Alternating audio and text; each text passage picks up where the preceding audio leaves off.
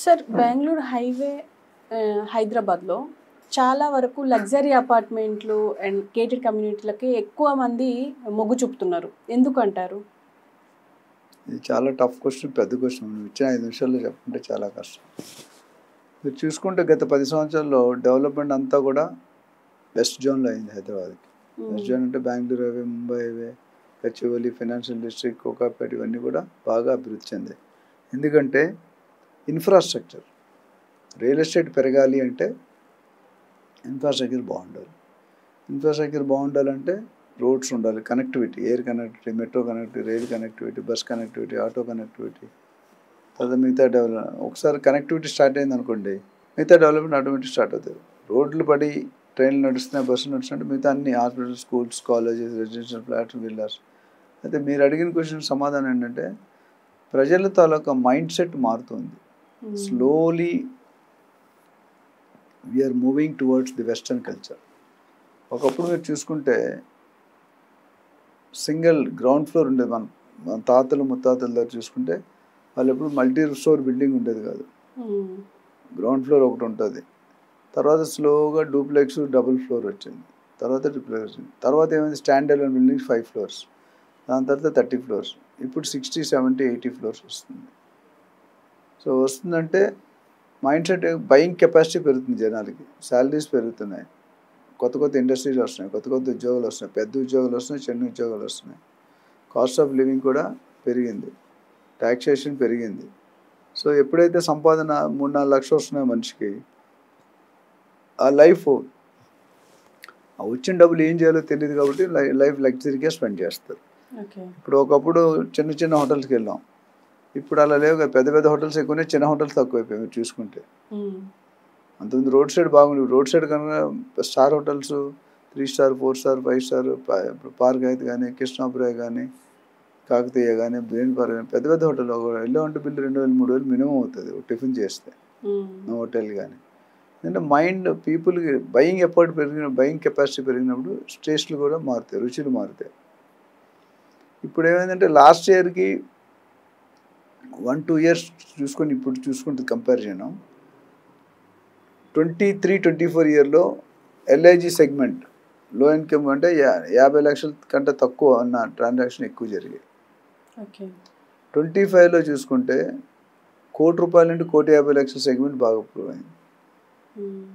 So ఎందుకు మారిందంటే security wise, facilities wise, amenities wise. ఇప్పుడు గేటెడ్ కమ్యూనిటీ ఉందనుకోండి, 2,000-3,000 మంది ఉంటారు, 500, 1000, 2,000, 3,000 అపార్ట్మెంట్స్ ఒక దగ్గర కడుతున్నారు అంటే పెద్ద ప్రపంచం. ఏదైనా పెళ్ళి అయింది అనుకోండి, మీకు ఆ 3,000 మంది పిలిస్తే అయిపోతారు మీరు.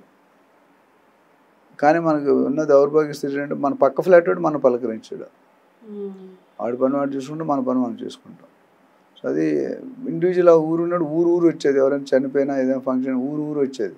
ఇప్పుడు 10 మంది రావట్లేదు. ఒక మనిషి వాల్యూ ఎప్పుడు తెలుస్తుంది అంటే చనిపోయినాడు మన బాడీ దగ్గరికి ఎంతమంది వచ్చారనేది రియల్ వాల్యూ. కొంతమందికి వేలలో వస్తారు, కొంతమంది వందల్లో వస్తారు, కొంతమంది అసలు రానే రారు. ఉన్న ఫ్యామిలీ 2-3 తప్ప అది మొయ్యడానికి కూడా మనుషులు ఉంటారు. ఇప్పుడు ఏమవుతుందంటే లగ్జరీ ఎందుకు వస్తుందంటే సర్వీస్ ఓరియంటెడ్. సర్వీస్ బాగుంటే ఎంత డబ్బులైనా పెట్టడానికి రెడీగా ఉన్నారు. ఎస్పెషల్లీ హైదరాబాద్లో, సౌత్ ఇండియాలో మనం ఎంజాయ్ చేయాలి. Most of the retail showrooms ఏవైతే రీటైల్ అంటే McDonald's, Big Bazaar, Shoppers Stop, ఇవన్నీ కూడా టెస్ట్ చేస్తారు ముందు, లాంచ్ చేసే ముందు. టెస్ట్ చేసినప్పుడు ఆ మార్కెట్లో మూవ్ అయితే, ఇక్కడ మూవ్ అయితే ఇంకెక్కడైనా మూవ్ అవుతుంది నా పర్సెప్షన్. హైదరాబాద్లో చాలా కొత్త కంపెనీలు అన్నీ ఇక్కడ టెస్ట్ చేసుకొని హైదరాబాద్ పల్స్ చూసి, హైదరాబాద్ అంటే అన్ని రకాల పల్స్ ఉంటాయి. లో ఉంటుంది, మిడిల్ ఉంటుంది, హై ఉంటుంది, తెలుగు, అన్ని కమ్యూనిటీలు ఉంటాయి, అన్ని లాంగ్వేజ్ ఉంటాయి, అన్ని రకాల ఫుడ్స్ ఉంటాయి, అన్ని రకాల ఫెసిలిటీస్ ఉంటాయి. సో ట్రయల్ చేయాలంటే మన Hyderabad one of the best city. ఇక్కడ చేసి ఇక్కడ యాక్సెప్ట్ చేస్తే మిగతా పబ్లిక్లు ఇండియాలో అదర్ స్టేట్స్ యాక్సెప్ట్ అవుతాయి. So gated community mind set అంటే వాళ్ళు సుఖానికి అలవాటు పడుతున్నారు. Basically safety, security, pollution and city with in the city.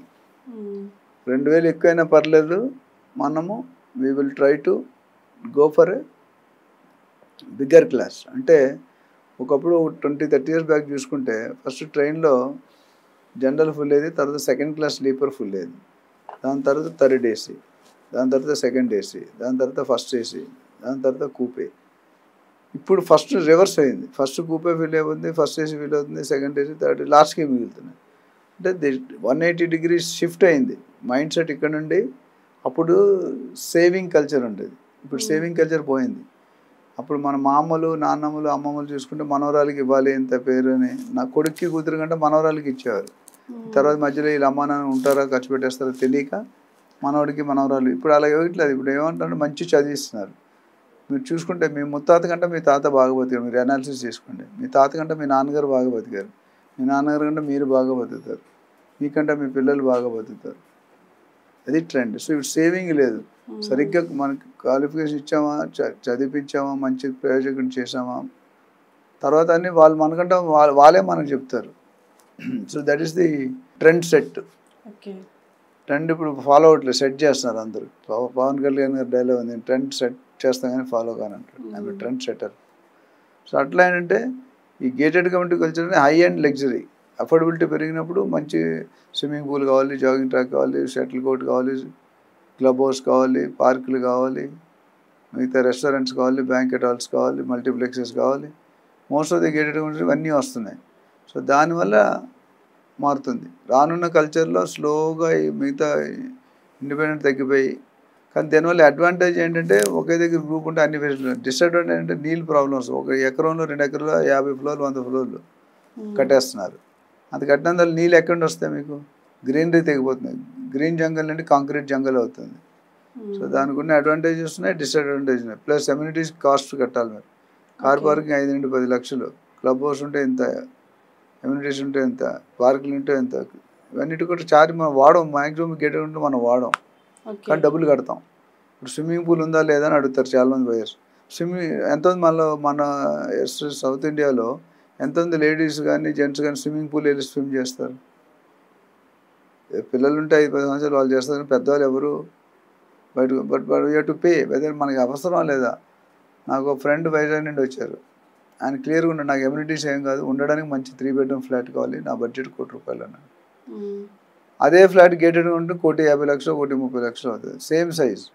ఎందుకు? Brand, company name, company amenities ఇవన్నీ వాడుకుంటేనే మనం కడుతున్నాం.